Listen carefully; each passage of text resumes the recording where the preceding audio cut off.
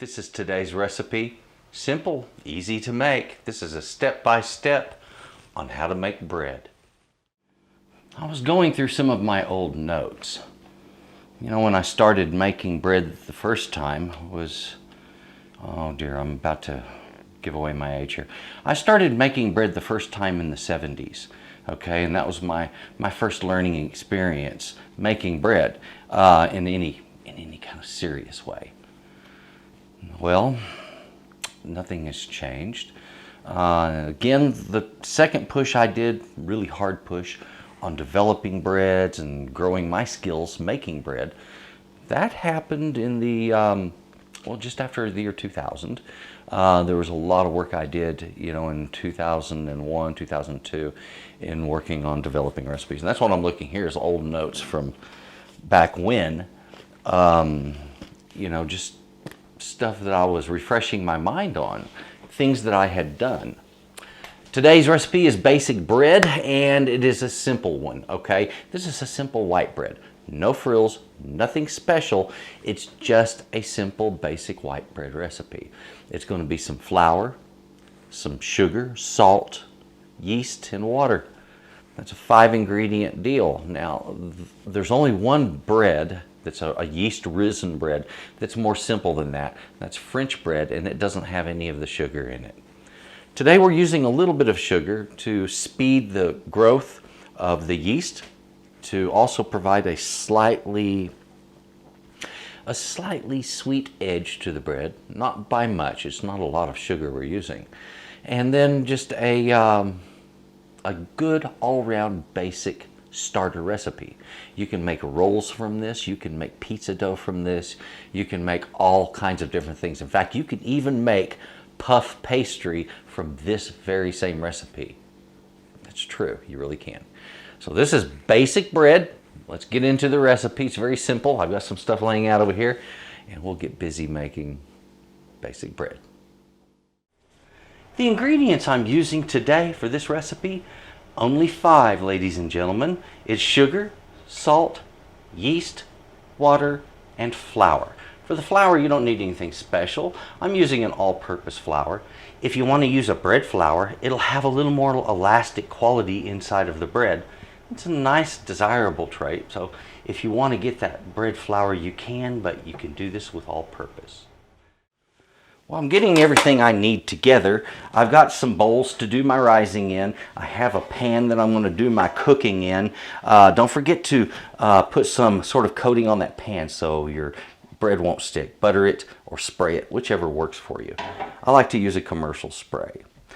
Go ahead and mix your ingredients together. I do this by mixing together my water and my yeast and sugar in my primary mixing bowl. And then as I'm adding in my flour, once I get far enough along, I'll then put the salt in there and allow it to get worked in. I don't like to put the salt right against that yeast because it retards the growth of yeast. It can affect it when it's first getting started. So you want to kind of you want to spread that salt out and basically dilute it a little bit so that it's not straight up against it. I have this starting to come together. It's just now getting mixed. And what you're looking for is a dough with higher hydration. Okay, you see how it's sticking to me just a little bit? This is exactly the quality I want. I don't want it all over my hands, but I want a little stickiness to it. Okay, and I want this to look smooth and shiny, so I need to knead it until it starts to come out like that, okay? Whether you knead it by hand or by machine, either way you'll get the same result. I have a little flour left over.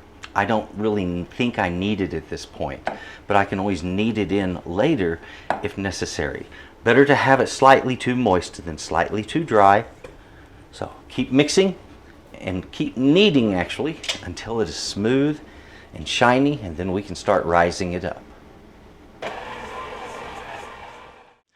I have had this rising now for, I would say maybe 40 minutes.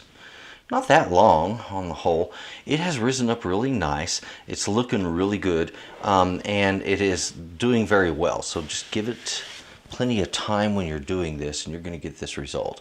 Once you get the recipe doubled in the amount of bulk, in other words, once that ball of dough doubles in size, hey, pull pull it out of this, knead it a few times. You don't have to do a lot, just a little bit, and then put it back in here to rise a second time. The third rise we will do in the pan that we're going to bake it in. So 2 rises in bowl, 1 in pan, and we're off and running. This is the second time I have finished rising the dough. I've just pulled the cover off. I've had a count up timer on this. It's 37 minutes now, so we're getting up on that same time as before, about 40 minutes in to do a full rise. And that was using a fast rising yeast, and it gives us a nice effect. Now, like I said, your rise might be a little faster. It could be a little longer, okay? It might be twice as long. Like I said, I was using a fast rising commercial yeast, so it does wonders. But your typical regular yeast can take 2 or 3 times longer. All right, just be patient. When it's ready like this, we're going to take this and knead it out again, and then I'm going to roll it up and put it into my loaf pan. I'm going to recommend you go ahead and spray your loaf pan with a non-stick spray or rub it with some butter. That way you don't get any sticking when that thing is being baked. Even on a non-stick pan, they will sometimes stick. Okay, have at it. We'll move on to the next step, which is rising in that. And when we're finished, we put this in the oven. Now, when you're setting this one aside to rise, go ahead and hit it with a little plastic wrap over the top. You can use a cloth towel for this job also. Either just needs to be loose so that the dough doesn't stick to it. All right, nothing else you need to know there. I have my timer going. We'll see in 40 minutes what this looks like. Well, I have reached about 45 minutes so far on the rise in the pan, and as you can see, it's coming along quite nicely. All right, and it's getting close to being where it needs to be. I'm going to let it rise just a little bit more, and then it goes in the oven. Okay, right now I'm at 45 minutes on that third rise. It's just a matter of patience, plenty of patience. This is going to look really nice when it's baked up.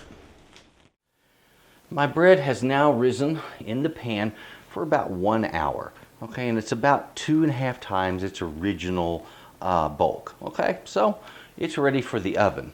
400 degrees. I'm going to start it at about 20 minutes. We'll check on it at that point. There we go. Patience, let it cook.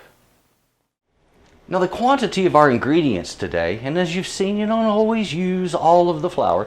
It just depends. You use enough flour till you get the right sticky quality in the dough. Slightly sticky for this bread. So I started with 417 grams of flour. I know that sounds like an odd number, but that's what my 3 cups measured out to. Now, on that water, I used 1 cup of water there. I used 1 packet of dry yeast, and on that yeast, weight-wise, that's 7 grams of yeast, or if you're just going to measure it out of bulk, you need 2¼ teaspoons. This right here is salt, 1 teaspoon, and some sugar, 2 teaspoons. This is a simple, basic white bread recipe. Can easily substitute milk for the water, or half and half if you wanted a little more buttery. That works too. Feel free to experiment. It's a great recipe.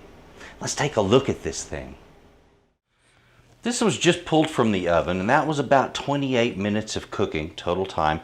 It came out beautiful, has a nice sound to it, kind of hollow, and that's what we're looking for. It's good and firm. As soon as it cools down enough, I can cut into it. But folks, I'm here to tell you, we have a nice, even, beautiful looking loaf, and it should come out fantastic. Just a matter of enjoying it now. Don't forget, soften some butter. Really good with fresh bread. There we are.